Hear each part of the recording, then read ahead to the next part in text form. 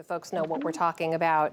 In Arizona, for example, there's a bill that would lower the age students can be suspended to 5. So that now includes kindergartners. In Florida, teachers would have more authority to remove students who they deem disobedient or disrespectful. In Nebraska, teachers would be allowed to use force in the classroom to physically restrain students who they deem disruptive. On the spectrum of responses, are there disciplinary powers you think teachers should have and those they shouldn't?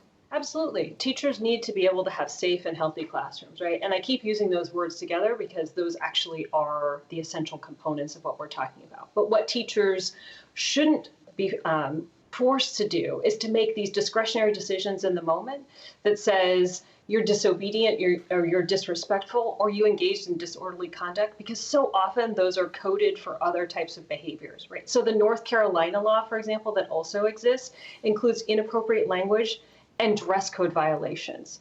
Dress code violations and inappropriate language aren't the things that aren't keeping our schools safe or aren't making teachers feel like they can't teach students and children feeling like they can't be engaged in learning. So it's about a continuum of support, right? How are we thinking about multi-tiered interventions? What is it to turn to the evidence and say, where does positive behavioral interventions exist? Where do restorative practices exist? How do we put into practice what we know works to ensure that the social, the emotional, and the academic learning is happening? What about the potential impact on students here? I mean, we know, given history and studies, that Black and brown students disproportionately face disciplinary measures when they're in school. What are you worried about the impact of this could be? I'm just worried that the data's already been so disturbing.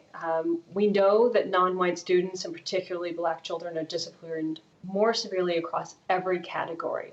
You know, just this year, Scientific American released a study that half of the 250 kids expelled from preschool, younger than age 5, were Black boys, right? And that nationally, preschool children are suspended more than once. And who are those children? Those are Black kids. And so we just have to have a real clarity that these offenses and the ways in which we're then pushing young people out of their schools lead to a whole set of lifelong consequences. So it's not just, oh, the disparities exist, the discipline gap exists, and ultimately a student decides to not come to school, stop engaging in the classroom. You know, the risk factor of missing 15 days of school for a suspension means you are 7 times more likely to drop out, but that means that you will have less access to jobs, housing, participating in society voting, and even your life expectancy. And then, of course, I think there's so much evidence about entry into the juvenile adult systems.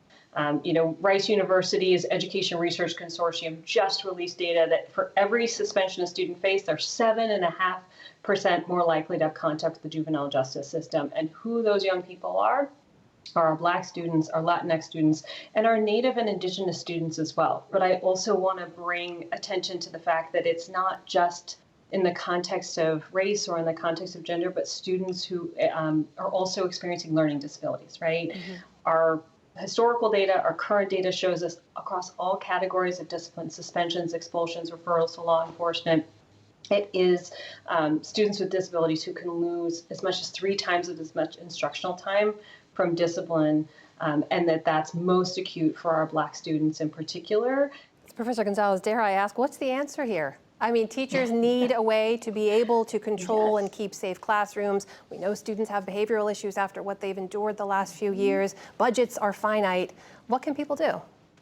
We look to exactly what we've been doing so far, right? There's been incredible investments over the last decade in what our whole child and multi-tiered systems of support. That's the academic, that's the behavioral, and that's the social and emotional, right? That's the evidence-based, trauma-informed, high-quality core curriculum.